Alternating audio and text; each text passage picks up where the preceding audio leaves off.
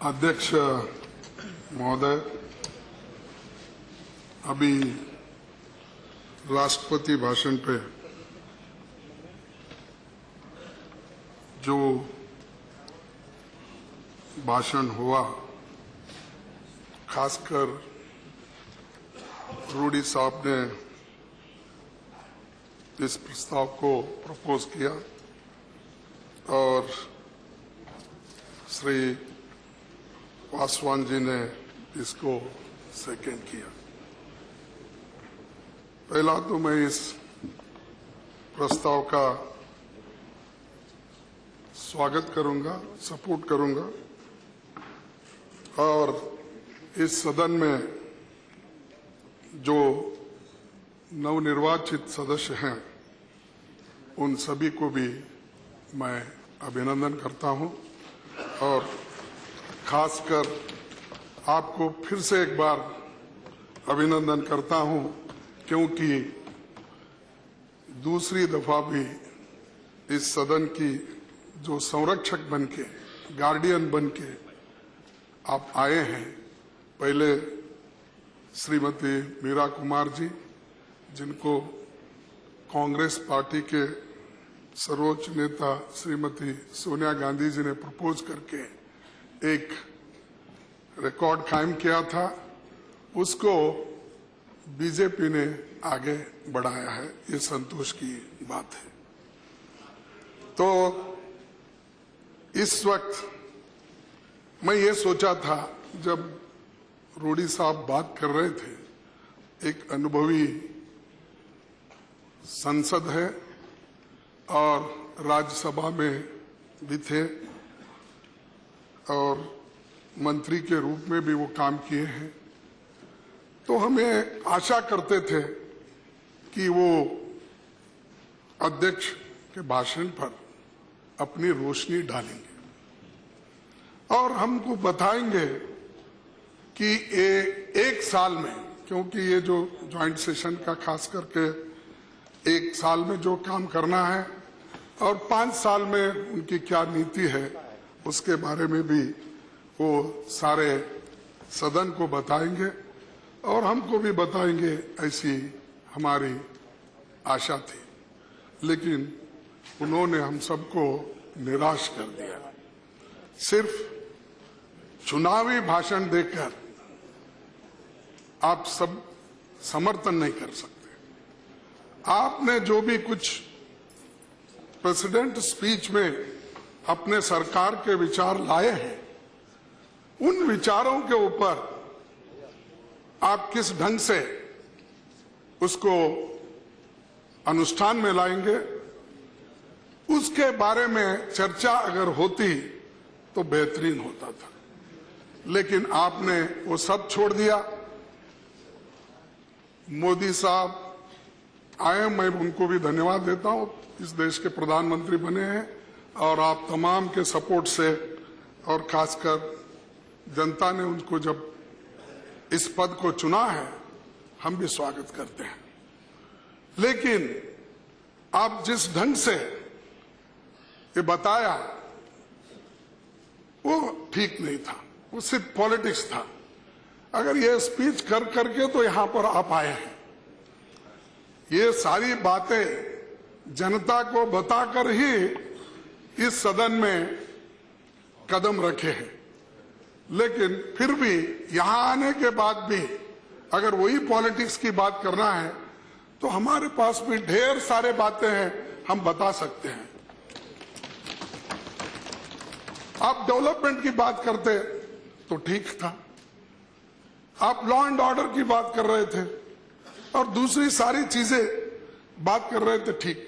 पासवान साहब जी ने असल में इसको प्रपोज किया, उन्होंने ना प्रपोज भी किया ना सेकंड भी किया, ऐसा भाषण उनका था। लेकिन फिर भी मैं उनका आदर करता हूं क्योंकि वो सीनियर मेंबर है। सिर्फ यहां पर बहुत सी चीजें लाके उन्होंने इस चर्चा को थोड़ा गड़बड़ी में डाल दिया और वो जनादेश की बात कर रहे थे। जनादेश की बात तो आपके फेवर में आए हैं, इसीलिए तो यहां पर बैठे हैं। लेकिन कितने वोटों से आप आए हैं? इस देश में सिर्फ आपको 31.32% वोट मिला है, इससे ज्यादा नहीं। इतने ठीक है भाई, जब हमारा भी था तो उस वक्त हम आए हैं, उसकी बात करेंगे। लेकिन आज जो आप बोल रहे हैं बहुत हमें 10 लाख 20 लाख, ये तो ठीक है भाषण के लिए, लेकिन आप जो उछाल कर बोल रहे हैं, बहुत सी बातें बता रहे हैं, उसमें सिर्फ 31.32 का परसेंटेज लेकर आपसे आए हैं।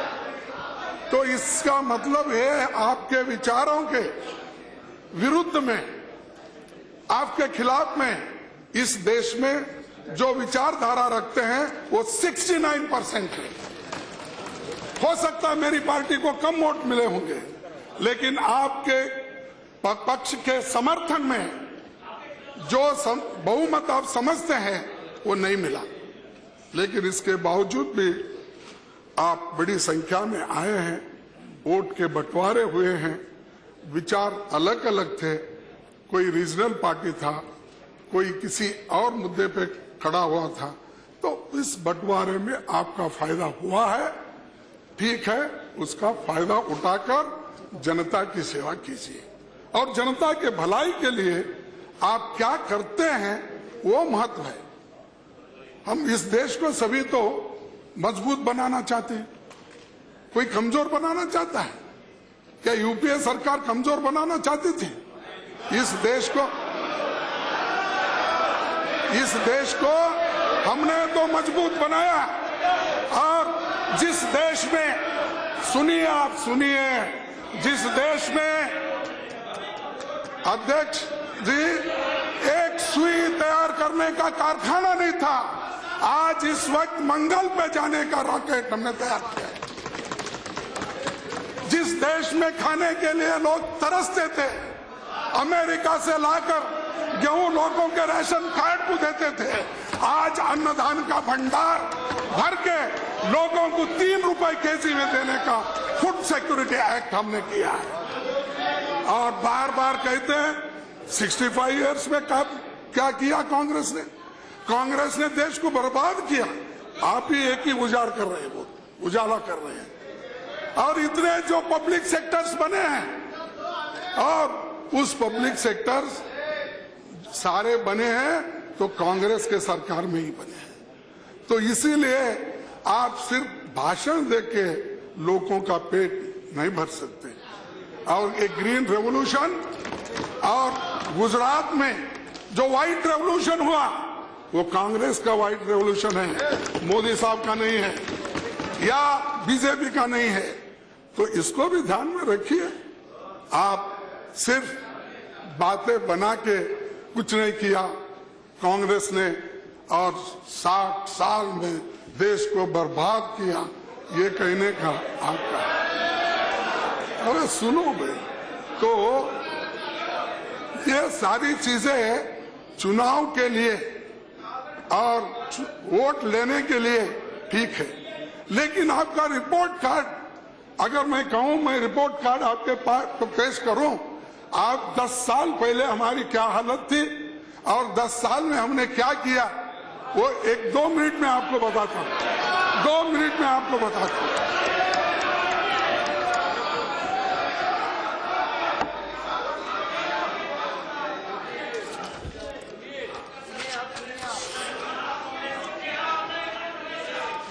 हाँ सर, अध्यक्ष महोदय जी, अरे उसका भी है तुम्हारे पास। अब तुम्हारी गवर्नमेंट आई ना, देखेंगे क्या कर रहे हैं। अध्यक्ष महोदय, मैं आपको बताना चाहता हूं, ये मेरी रिपोर्ट कार्ड है। मेरी रिपोर्ट कार्ड ये है, जिस गरीब के बारे में अभी पासवान जी ने बात की, उन गरीबों का पेट भरने के लिए ही मनरेगा जैसा कार्यक्रम लाके आज 4,75,00,000 फैमिलीज को हम रोजगार दें, जिसको एक दिन का खाना नहीं मिलता था, एक वक्त की रोटी नहीं मिलती थी, ऐसे लोगों को कम से कम साल में 100 दिन काम कराने का जो दिया है। आज चंद लोग, चंद जो बड़े बड़े जमींदार हैं, आज भी इसको विरोध कर रहे हैं। इसलिए विरोध कर रहे हैं कि जिन लोगों को मनरेगा में काम मिल रहा है उनकी रोजी बढ़ गई है, तो वो ये चाहते हैं बड़े बड़े जमींदार लोग उनकी जो वेजेस न बढ़े, वो कम दाम में काम करे और उनको फूड सिक्योरिटी न हो, ये चाहते हैं। और अभी मैंने सुना कि बहुत से गरीब लोगों के बारे में एक राजस्थान का मैं रिपोर्ट पढ़ा, जिस जगह आपकी सरकार है और लेबर के बारे में, जिन गरीबों के बारे में आप बात करते हैं, अब उसमें सारे लेबर एक्ट्स को तब्दील करने का उन्होंने सोचा है। और खास करके श्री प्राइम मिनिस्टर नरेंद्र मोदी जी का भी उन्होंने नाम लिया, जिक्र किया है। और ये कहते हैं कि ये जो इन्वेस्टमेंट को, बड़े बड़े उद्यमदार को अपने पैसे जुटाने में या मनी जनरेट करने में और एम्प्लॉयमेंट जनरेट करने में वो दिक्कतें हैं, इसीलिए हम उन कानूनों को बदलना चाहते हैं। तो ये जो टेंडेंसी है, इस टेंडेंसी से यह दिखता है कि ये सरकार गरीबों के फेवर में नहीं, सिर्फ अमीरों के फेवर में है, इसका अंदाजा लगता है। ये मेरा कहना नहीं, आप देखिए रिपोर्ट, परसों ही आया है। हर एक्ट को चेंज करने का, इस देश में जो 44 एक्ट है जो आज नहीं बना, पंडित जवाहरलाल नेहरू जी से लेकर जगजीवन राम से लेकर डॉक्टर बाबा साहब अम्बेडकर से लेकर हर नेताओं ने इस देश के गरीबों के लिए उन्होंने कानून बनाया है, उसको निकालने की कोशिश यहाँ पर हो रही है। यस, उस लोगों को मजबूत करने के लिए। और मैं ये भी चाहता हूँ, और प्लीज बैठ जाइए। एनुअल ग्रोथ, मैडम, बहुत इसके ऊपर तो टीका टिप्पणी होती है।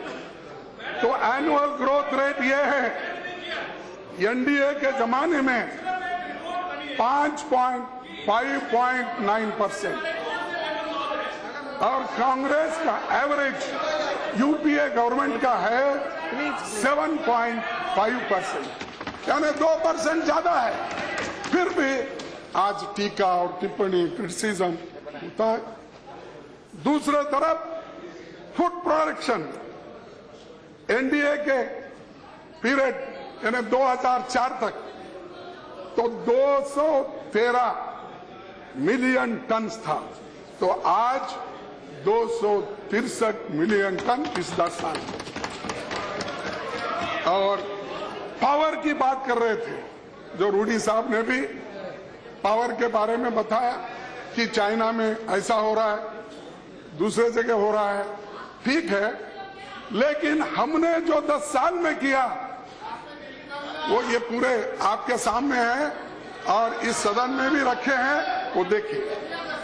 पावर कैपेसिटी 1,12,700 मेगावाट था, तो आज 10 साल में 2,34,600 मेगावाट हमने उत्पादन किया है। और सबसे चमत्कार की बात है, कुछ नहीं हुआ, हर एक के हाथ में जो मोबाइल है, मैडम 10 साल के पहले सिर्फ 3 करोड़ था और आज 96 करोड़ लोगों के पास मोबाइल है। और ये सारे साधन हैं और जो डेवलपमेंट के लिए जो होना है। और इतना ही नहीं, पंचायत राज को मजबूत करके नीचे के आदमी को एक सत्ता देने के लिए, एक पावर उसके हाथ में देने के लिए जो कोशिश हमने की, पैसा वहां पर दिया। हो सकता है, मैं सुना कहीं आया था, चुनाव से पहले प्रधानमंत्री जी एक बात बोले थे, ये मनरेगा बेकार चीज है। तो ये पेपर में आया था, हो सकता है वो आप क्लैरिफाई करेंगे। लेकिन मनरेगा बेकार चीज है। जिन गरीबों के लिए ये किया गया है, करोड़ों जो लोग काम के लिए तरस रहे हैं, खाने के लिए तरस, घोटाले तो कौन इंप्लीमेंट करता है? अरे हर राज्य इंप्लीमेंट करता है। आपके भी राज्य है, बीजेपी हेडेड गवर्नमेंट है, कांग्रेस हेडेड गवर्नमेंट है, दूसरे भी गवर्नमेंट है। अगर गलती है तो वहां सुधारिए। ऐसा नहीं होता। मेरे को अगर नाक में, हमारे पास एक कहावत है,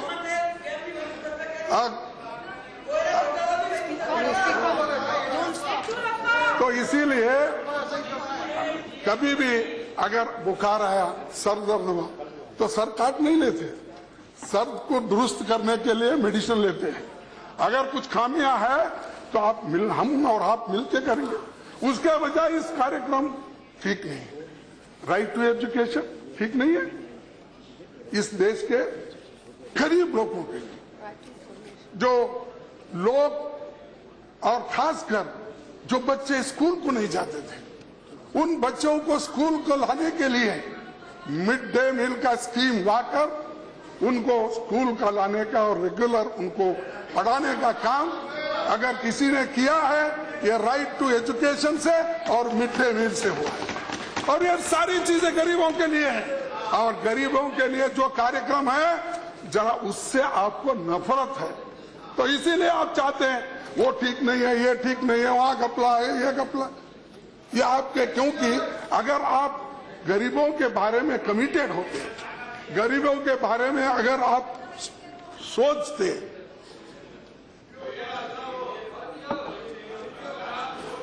और तब ये हाथ नहीं होता। देखो भाई, सुनिए, नहीं मैं भी बोलने वाला हूं, मेरे को अच्छी मालूम है।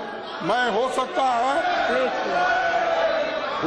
है मैडम, इस सदन में मैं जूनियर होगा, लेकिन एक बात आपको याद दिलाना चाहता हूं, 43 साल पहले मैं चुन के आया हूं, आज तक भी सतत मैं चुन के जनता मुझे दे रही है। तो इसीलिए सभी लोगों को मैं देखा हूं, सभी पार्टियों के फिलॉसफी को भी देखा हूं, सभी को मैं जानता हूं। हो सकता है आप अच्छे ढंग से अपने विचार रखते होंगे, लेकिन मैं कर्नाटक से आता हूं, मेरे शब्द में हो या, लेकिन मेरे विचार में कोई फर्क नहीं होगा। हो सकता है इधर का उधर भी अच्छे हैं, नहीं, इधर का उधर ग्रामर, फुल स्टॉप, कॉमा में मिस्टेक हो सकता है, लेकिन नियत में और मेरे कहने में कहीं भी है। और दूसरी चीज, और रूरल रोड की बात की है, मैं ये क्यों कह रहे हैं, तो रूरल रोड की बात की है, तो मैं बताना चाहता हूं कि एनडीए की सरकार तो रहने तक, यानी 2004 तक 51,511 किलोमीटर, और यूपीए सरकार के 10 साल में उसका टारगेट पहुंचा 3,89,578। ये हर देहात को गया। ये प्रधानमंत्री के सड़क योजना हो और रूरल डेवलपमेंट का कार्यक्रम हो, इस 7 times more than previous government इस 10 साल में। और दूसरी तरफ हेल्थ का देखिए, मैं क्यों आपको बता रहा हूं कि ये चीजें हुई हैं, लेकिन हमको प्रचार नहीं मिला। इसके अच्छा काम करने के बावजूद भी जो आश्वासन दिए, जो आगे का कहे, तो उनके लिए कोई कहा कि गुजरात जाके देखो मॉडल।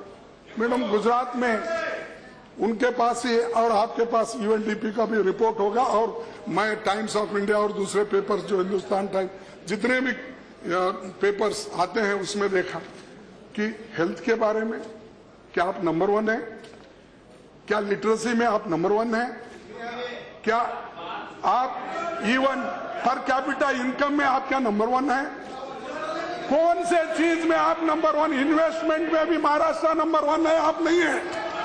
आप कौन से भी चीज में ले या हेल्थ ले, एजुकेशन ले, और किसी भी चीज को अगर आप लिए, लेकिन मुझे मानना पड़ता है आप बातों में एक्सपर्ट है, प्रचार में एक्सपर्ट है, इसीलिए आपको ये मार्क्स मिला है, इसीलिए आप बोलने मत जाइए।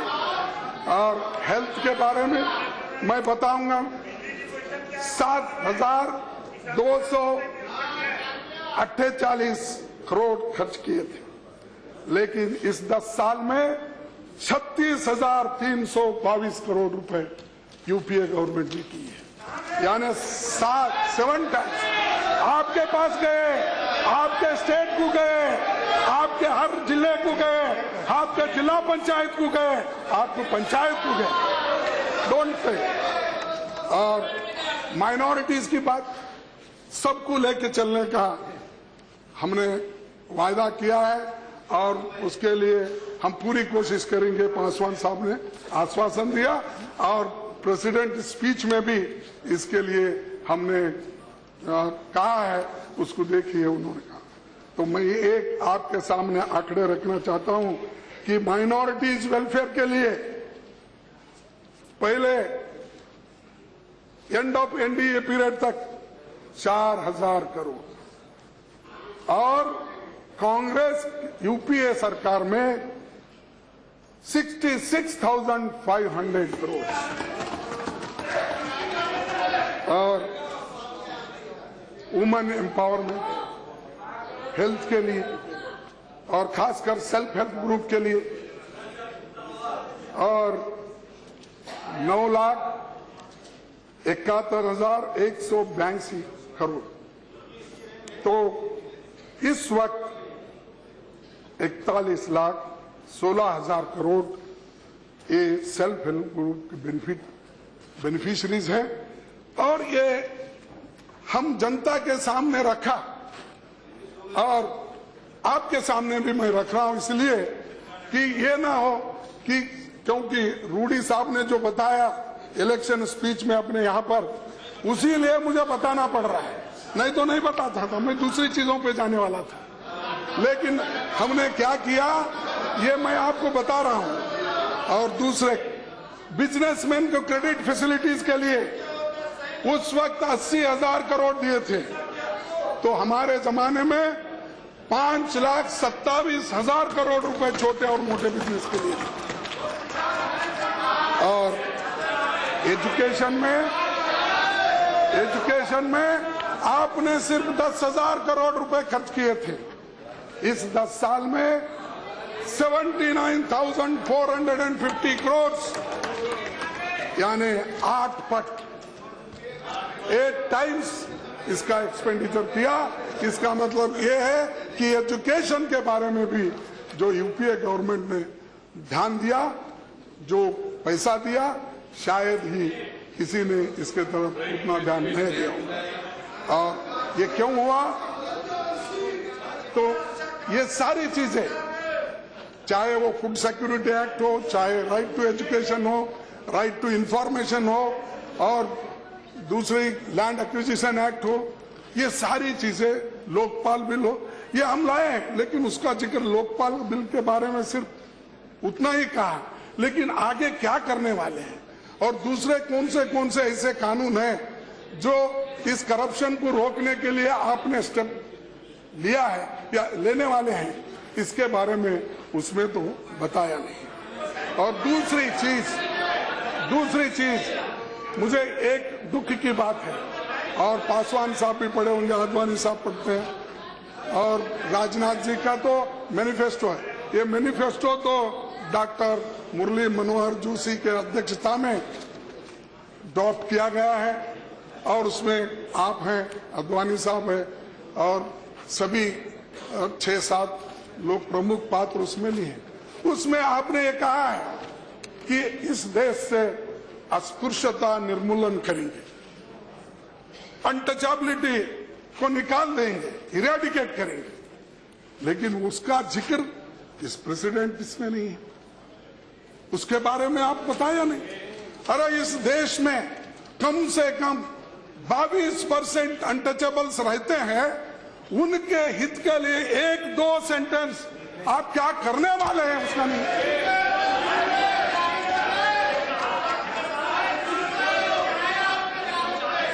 और अरे जो आपके मैनिफेस्टो में है वो बता रहा हूं, आप क्यों इतना ये कर रहे हैं, नाराज क्यों हो रहे भाई? आपके मैनिफेस्टो में है, बता रहा हूं। जो चीजें हैं वो तो है, जो चीजें इसमें नहीं आई प्रेसिडेंट स्पीच में, मैं वो बता रहा हूं। वो डिसेबल्ड पर्सन्स के लिए हमने तो एक एक्ट बनाया था, वो इंट्रोड्यूस भी किया था पार्लियामेंट में, और इंट्रोड्यूस करने के बाद मैं सभी फ्लोर लीडर से मिला, जेटली साहब से मिला, और श्रीमती सुषमा स्वराज से मिला, और दूसरे हमारे मुलायम सिंह जी से मिला, वहां पर के जो कम्युनिस्ट नेता थे थोड़ा अपोज कर रहे थे उनसे मिला।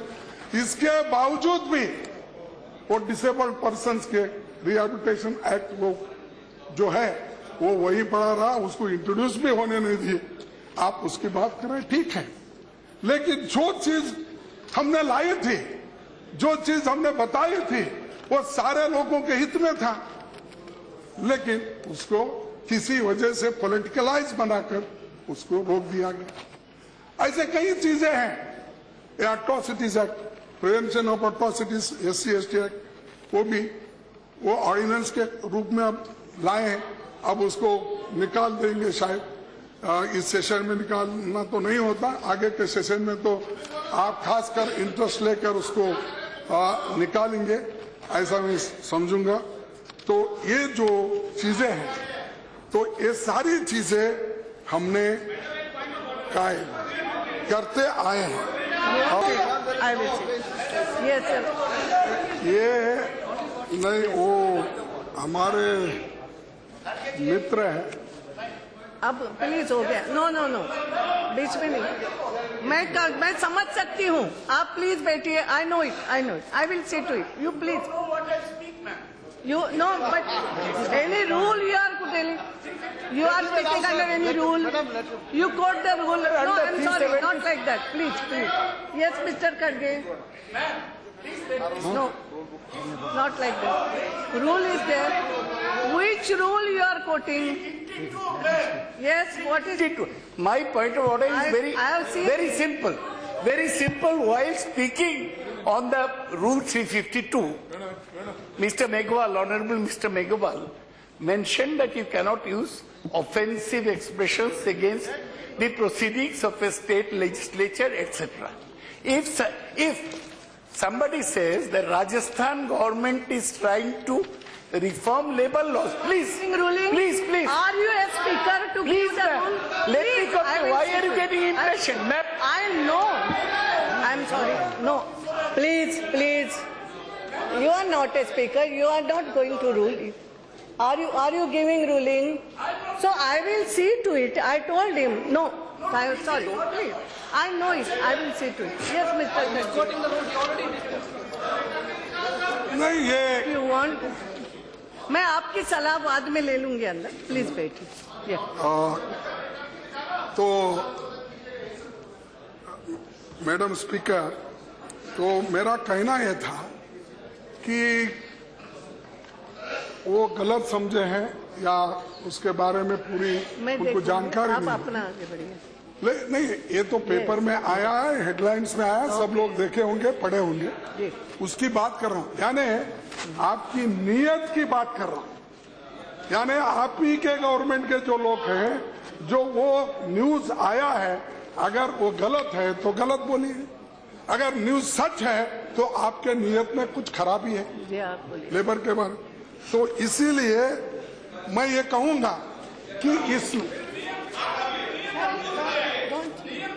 तो इसीलिए, और इस प्रेसिडेंट स्पीच में बहुत सारी ऐसी चीजें हैं जो पहले की गवर्नमेंट के जो स्कीम्स है उसको मुड़ोड़ के अलग अलग ढंग से बोले।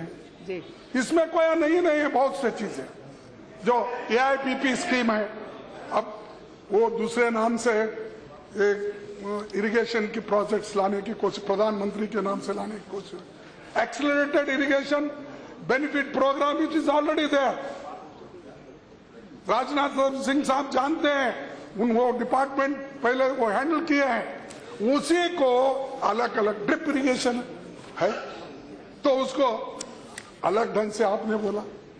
तो एवरीथिंग जो प्रीवियस गवर्नमेंट के जो अच्छे अच्छे स्कीम थे, उसी स्कीम को आगे कुछ नाम लगाया या पीछे तो लगाकर उसको अपने मैनिफेस्टो में डाल के हमने ये करना है वो करना है बोले। उसमें कोई नई बात नहीं है। ये सारी चीजें गरीबों के हित में हमने पहले ही कर दिया है, कर रहे हैं।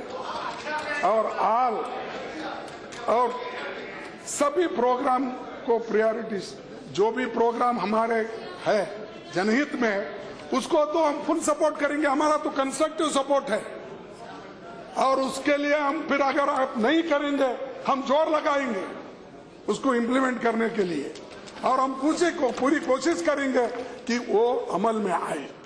तो ये हमारा वादा है। उसके अलावा तीसरी चीज डेफिनेट है। अरे आप देखो मैडम स्पीकर, अरे 200 से अगर आप 300 बन के यहाँ आ सकते हैं, हम 44 से 400 आके बैठ सकते हैं।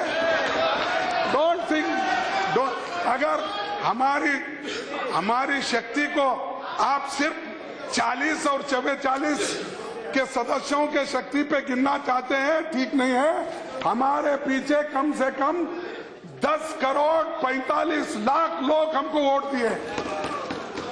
10 करोड़, एक नहीं दो नहीं। तो इसीलिए आप बहुत घमंडी में मत रहिए।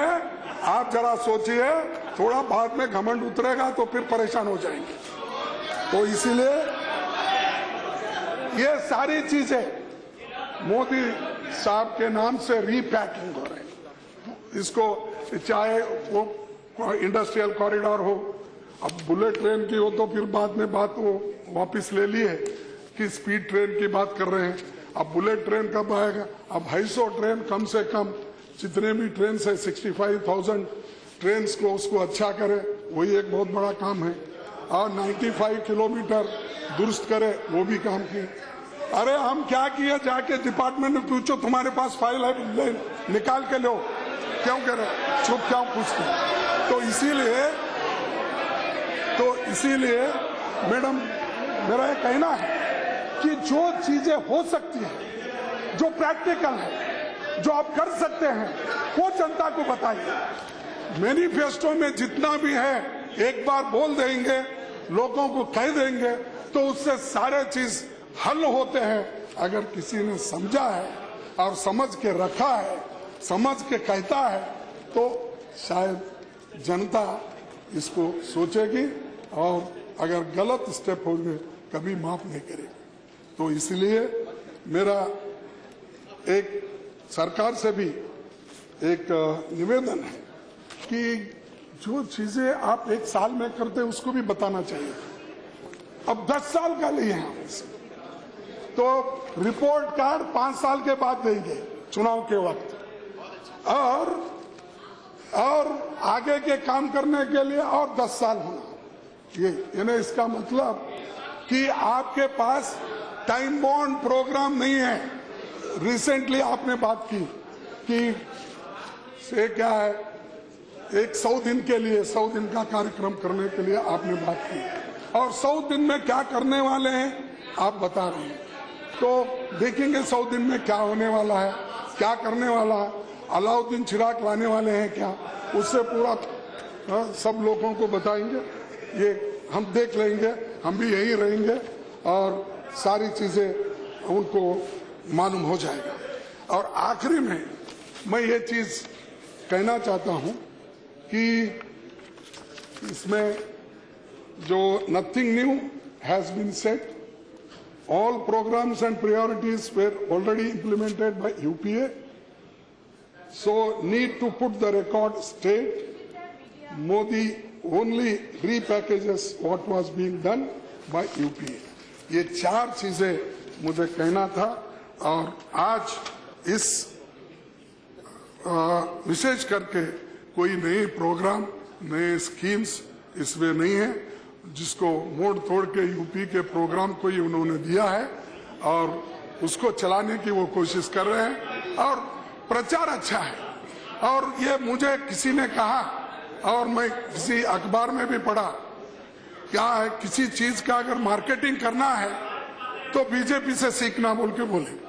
किसी चीज का अगर मार्केटिंग करना है बीजेपी करते कुछ नहीं है लेकिन मार्केटिंग जबरदस्त, उसमें कीड़े मकोड़े कुछ भी रंग दो, सड़ा हुआ वस्तु रहने दो, लेकिन उसकी मार्केटिंग अच्छे करते हैं। जो काम हुआ है उसका कभी देखे नहीं। तो इसीलिए मैं कहना चाहता हूं सिर्फ मार्केटिंग पे नहीं चलता कि उसमें असलियत क्या है, उसकी गुणवत्ता क्या है, उसमें क्या कामयाबी है और उसमें क्या ठीक है, उसी को देखकर ही हमको काम करना है। सिर्फ केवल घोषणा से मार्केटिंग से प्रचार से कुछ नहीं होता। तो अब लॉ एंड ऑर्डर का बाद में देखेंगे क्योंकि पुणे में हो रहा है, इधर हो रहा है, उधर हो रहा है, तो ये सारी चीजें भी सामने आ जाएंगे। तो इतना ही मैं इस वक्त कहूंगा कि मैं इस मोशन को प्रेसिडेंट स्पीच को सपोर्ट करता हूं, लेकिन जो चीज उन्होंने कही है उसको निभाए और हमने जो अच्छा काम किया है उसको आगे लेके चलिए। अगर नहीं लेके जाएंगे तो अपोजिशन का काम क्या करना, रोल क्या करना हम करेंगे। ये मत कहिए आप 40 लोग हैं हम 300 के ऊपर है दबाएंगे, ये दबने वाला नहीं है। अरे कौरवों की कितनी भी संख्या हो पांडव कभी नहीं माने और पांडवों की हुकूमत आई है।